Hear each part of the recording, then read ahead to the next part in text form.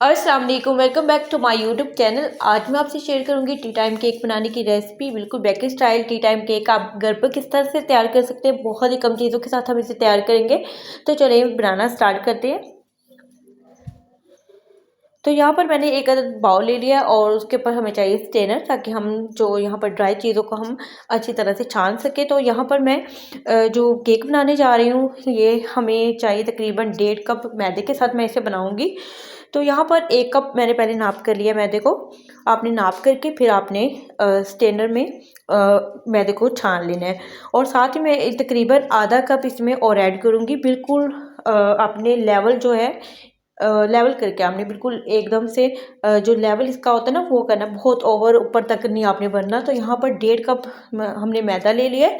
और साथ में इसमें ऐड करूँगी तकरीबन 1 टीस्पून इसमें जाएगा बेकिंग पाउडर। और ये मैंने थोड़ा सा भर कर ले लिया था।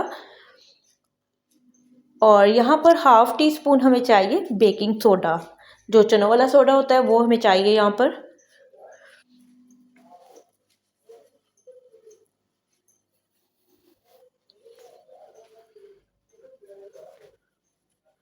तो हाफ टी स्पून इसमें जाएगा बेकिंग सोडा। और ये तो तीनों चीज़ों को आपने अच्छी तरह से छान लेना है, ताकि इसमें अगर कोई गुठली वगैरह या कोई लम्स वगैरह किसी किस्म की भी कोई भी चीज़ है वो इसमें से निकल जाए।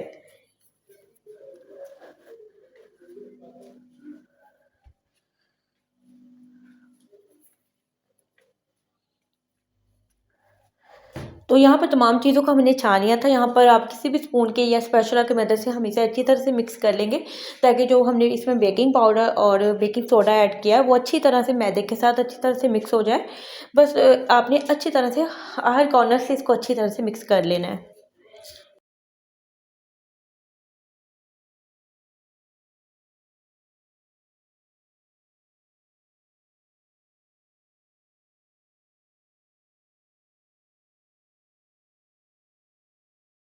तो यहाँ पर इसको मज़ीद थोड़ा-सा अच्छा-सा टेस्ट देने के लिए हम इसमें ऐड करेंगे कस्टर्ड पाउडर, जो कि मैंने यहाँ पे वनीला कस्टर्ड पाउडर ऐड किया है। तकरीबन 2 टीस्पून मैंने यहाँ पर ले लिया था।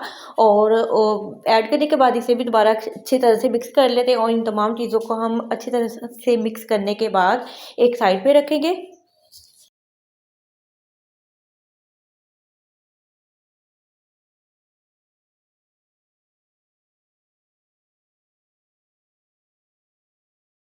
तो यहाँ पर एक अलग आपने बाउल ले लेना है। और यहाँ पर हमें चाहिए 2 अदद अंडे। और अंडों को आपने बिल्कुल देख के साफ-सुथरे से अंडे आपने इसमें ऐड कर लेने हैं।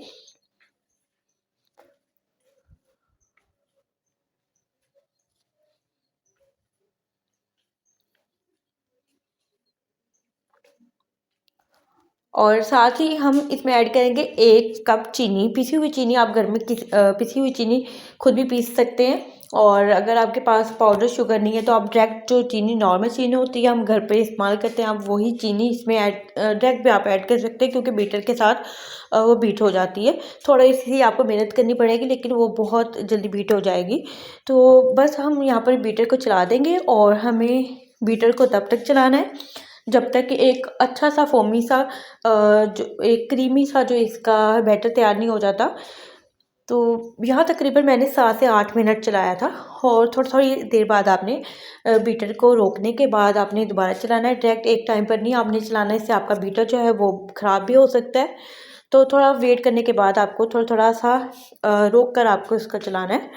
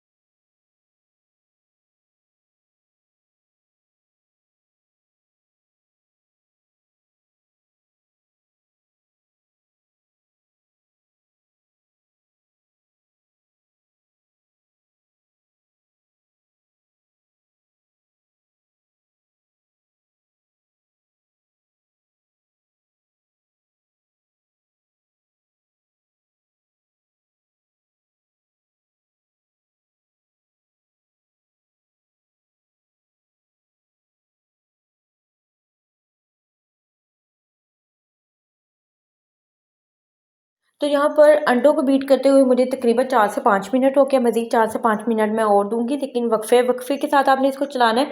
और इसमें खुशबू के लिए, केक में खुशबू के लिए आप इसमें वनीला एसेंस भी ऐड कर सकते हैं, लेकिन मैं यहाँ पर मैंने लेमन एसेंस ऐड किया है, क्योंकि बेकरी वाले मोस्टली जो उनके केक में से फ्लेवर की खुशबू आती है वो ज़्यादा लेमन फ्लेवर भी यूज़ करते हैं। तो आप लेमन फ्लेवर अगर यूज़ करेंगे तो बहुत ही अच्छी सी खुशबू इसमें आएगी। तो यहाँ पर तकरीबन मैंने हाफ़ टी स्पून इसमें ऐड किया, बहुत ज़्यादा आपने नहीं ऐड करना है, ये थोड़ा-सा कड़वा हो जाता है, तो बहुत केयरफुली आपने इसमें ऐड करना है। मज़ीद हम इसे 4 से 5 मिनट और देंगे, ताकि अच्छा-सा हमारा जो यहाँ पर अंडे हैं वो अच्छी तरह से बीट हो जाएँ। जो चीनी हमने मिक्स की है वो अच्छी तरह से इसमें मिक्स हो जानी चाहिए।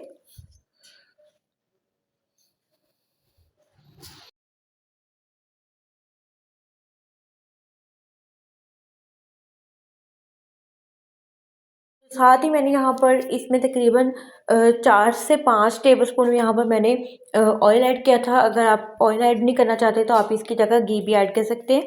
तो ऑयल ऐड करने के बाद आपने अच्छी तरह से इसको मिक्स करते जाना है। इसको अच्छा-सा हमने इसका जो थिक वाली जो हमें इसकी शक्ल चाहिए, बिल्कुल हमें वैसे इसको बीट करना है।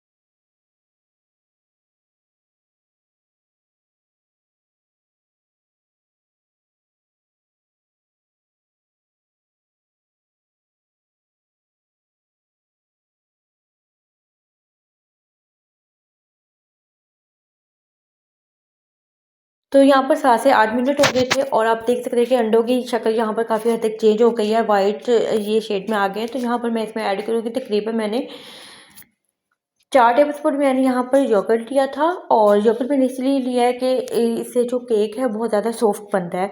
अगर आप इसको अवॉइड करना चाहते हैं तो आप अवॉइड भी कर सकते हैं। तो साथ ही मैंने इसमें आधा कप दूध ऐड किया, बिल्कुल नॉर्मल रूम टेम्परेचर पे होना चाहिए, बहुत ज़्यादा गर्म नहीं होना चाहिए, ना ही बहुत ज़्यादा ठंडा होना चाहिए। और जो यहाँ पर मैदा मैंने मिक्स करके रखा हुआ था, इस पॉइंट पर हम इसमें मैदा ऐड करेंगे। फ़ौरन से आपने सारा मैदा इसमें ऐड नहीं कर देना। हाफ़ हम मैंने इसमें ऐड किया, और इस तरह से कट एंड फ़ोल्ड की पॉलिसी को हम फ़ॉलो करते हुए इस तरह से आपने मिक्स करते जाना है। अगर आपके पास स्पैचुला नहीं है तो आप विस्क की मदद से भी कर सकते हैं, अदरवाइज़ स्पून की मदद से भी कर सकते हैं। बहुत ईज़ी, और बिल्कुल आपने सिमत में एक साइड पे आपने मिक्स करते हुए इसको चलाना है, और ओवर आपने मिक्सिंग नहीं करनी।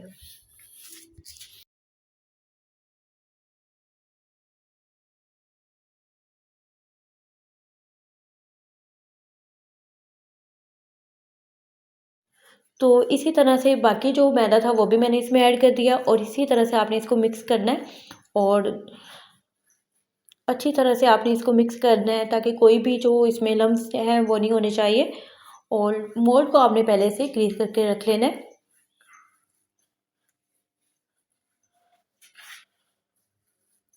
आप कोई भी मोल्ड ले सकते हैं, मैंने यहाँ पे राउंड शेप का लिया था, तो मैंने पहले से वहाँ उसको पेपर लगाकर बिल्कुल मैंने 1 टेबलस्पून के बराबर मैंने वहाँ पर देसी घी लगा दिया था पेपर पर। आप चाहें तो नॉर्मल घी भी लगा सकते हैं या बटर लगा सकते हैं। इससे ये कि जब वो बेक होगा तो बहुत अच्छी खुशबू आएगी इसमें।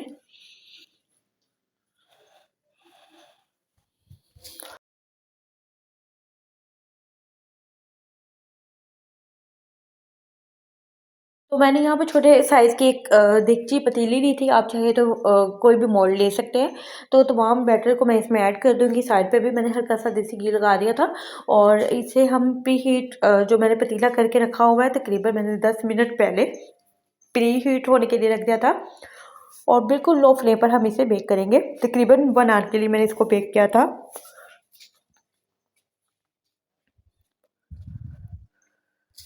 तो एक अच्छी-सी लुक देने के लिए मैंने यहाँ पर ऊपर हल्के से यहाँ पर तिल ऊपर से फैला दिए थे। इससे ये कि जब ये बेक होगा तो बहुत ही अच्छा देखने में भी लगेगा, बिल्कुल बेकरी स्टाइल आपको इसकी लुक लगेगी। और ऊपर सारी तरफ से आपने अगर आप ड्राई फ्रूट डालना चाहते हैं तो आप ड्राई फ्रूट भी इसमें ऐड कर सकते हैं। तो यहाँ पर बस इसको थोड़ा-सा टैप-टैप कर लेंगे, उसके बाद मैं इसे बेक होने के लिए रख दूँगी तकरीबन 1 आवर के लिए। तो 1 आवर के बाद हमारा केक बहुत अच्छा बेक हुआ था और आप देख सकते हैं कितना ज़बरदस्त हमारा केक यहाँ पर बेक हो गया है। अभी बहुत ज़्यादा गर्म है, तो ठंडा होने के बाद मैं आपको इसकी लुक चेक करवाती हूँ।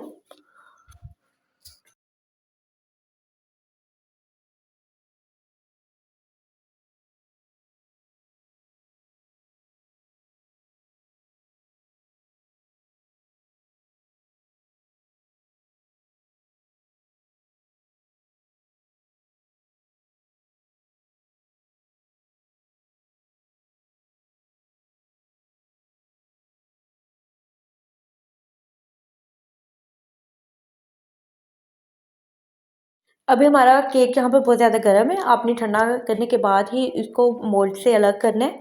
और यहाँ पे मैं आपको दिखाने के लिए सिर्फ़ इसे नाइफ़ की मदद से आपने बिल्कुल इसके कॉर्नर्स जो हैं उसको रिमूव कर देना है। और यहाँ पर हमारा जो केक है बहुत ही अच्छी तरह यहाँ बेक हुआ है।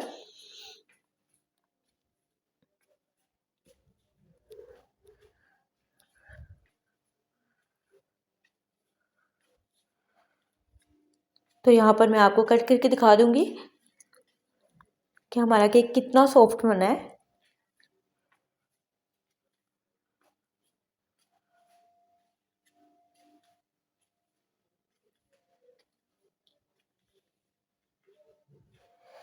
तो ये अभी बहुत ज़्यादा गर्म है और इसी तरह से आप देख सकते हैं कि माशाल्लाह से कितना परफेक्ट हमारा केक बेक हुआ है। तो होप तो आपको आज की ये वीडियो अच्छी लगी होगी। वीडियो अच्छी लगी तो वीडियो को लाइक कर दें और अपना फीडबैक लाजमी दें और दुआ में याद रखें। अल्लाह हाफ़िज़।